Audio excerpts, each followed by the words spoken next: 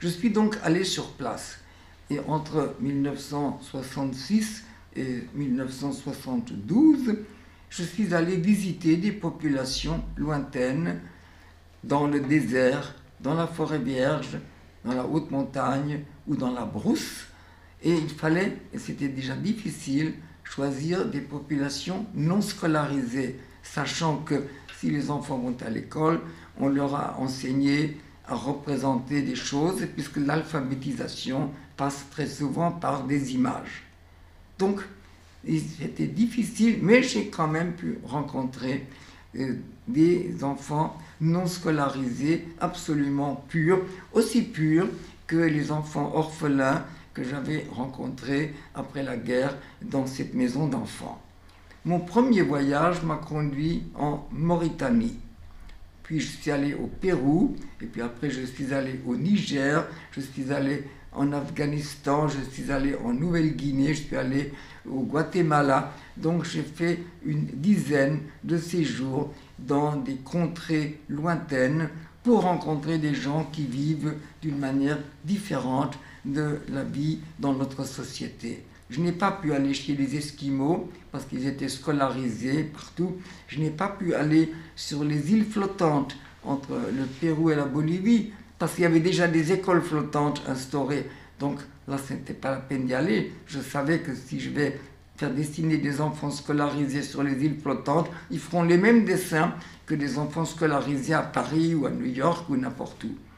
Donc, j'ai pu quand même encore vivre avec des enfants vrais, des enfants authentiques, qui n'étaient pas influencés par des modèles.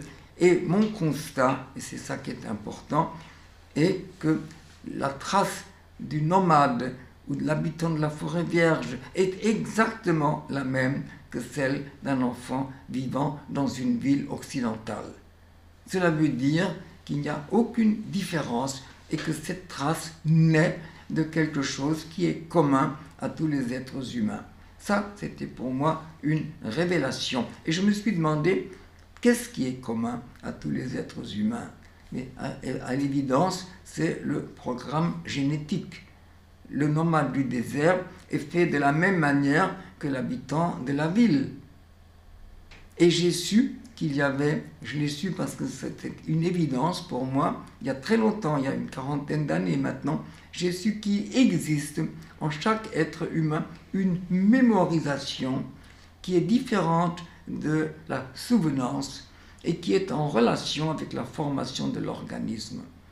Et c'est ça, finalement, qui est la source de cette trace qui appartient à la formulation et qui n'appartient pas au domaine de l'art.